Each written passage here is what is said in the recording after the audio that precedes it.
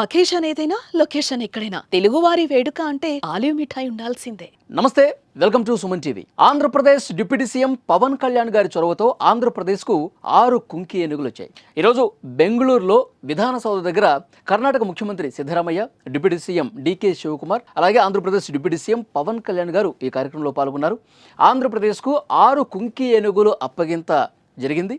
దాంతోపాటు ఆ కుంకి ఏనుగుల సంరక్షణకు సంబంధించిన డాక్యుమెంట్స్ను కూడా పవన్ కళ్యాణ్ గారికి కర్ణాటక ప్రభుత్వం అందజేసింది.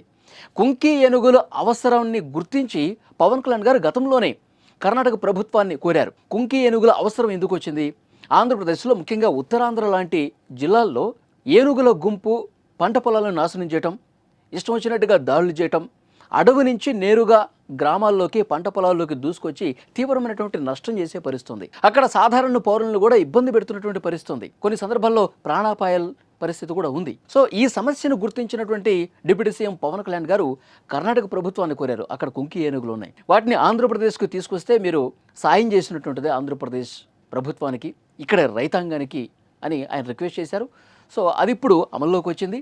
కర్ణాటక ప్రభుత్వం 6 కుంకి ఏనుగుల్ని ఆంధ్రప్రదేశ్కి అప్పగించింది. అసలు కుంకి ఏనుగులు అంటే ఏంటి, కుంకి ఏనుగులు ఏం చేస్తాయో కూడా ఒక్క నిమిషం మీకు చెప్పే ప్రయత్నం చేస్తాం. కుంకి ఏనుగులు అంటే ఏనుగుల్ని కొన్ని నెలల పాటు బంధించి వాటికి పూర్తి స్థాయిలో శిక్షణ ఇస్తారు. పూర్తి స్థాయి శిక్షణ పొందిన ఏనుగుల్ని కుంకి ఏనుగులు అంటారు. ఈ కుంకి ఏనుగులు ఇంతకుముందు నేను చెప్పినట్టు పంట పొలాల్లో ఏనుగుల గుంపు కనుక వస్తే వాటిని తరిమి మళ్ళీ అడవిలోకి పంపే వరకు ఇవి విశ్రమించవు అనమాట. అంత సీరియస్గా ఫైట్ చేస్తాయి. అలాగే అడవి ఏనుగులు ఏదైనా ప్రమాదంలో చిక్కుకున్నా, ఏదైనా లోతైన గుంతలు ఎక్కడైనా పడిపోయినా వాటిని కాపాడటం కోసం కూడా కుంకి ఏనుగులు సాయం చేస్తాయి.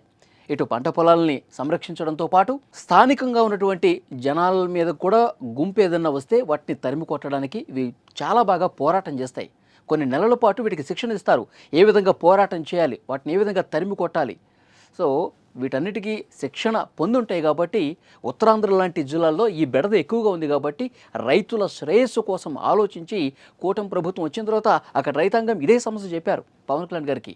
సో వెంటనే ఈ సమస్యను వేగవంతంగా పరిష్కారం చేయడం కోసం కర్ణాటక ప్రభుత్వం రిక్వెస్ట్ చేస్తే ఆ రిక్వెస్ట్ మేరకు ఈరోజు అది ఫలప్రదమైంది. మొత్తం ఈ కార్యక్రమం చాలా అద్భుతంగా జరిగింది.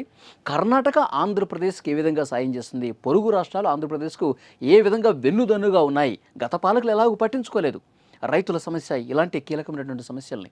సో డెఫినెట్గా మనం మాట్లాడితే సమస్యల్ని ఏదైనా సరే పరిష్కారం చూపించగలం అని చెప్పి మాటల్లో రుజువు చేశారు డిప్యూటీ సీఎం పవన్ కళ్యాణ్ గారు.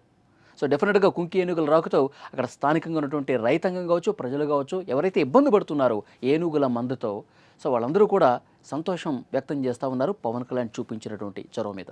ఫ్రెండ్స్, ఈ వీడియోకి సంబంధించి మీరేమనుకుంటున్నారో డెఫినెట్గా కామెంట్ రూపంలో తెలియజేయండి.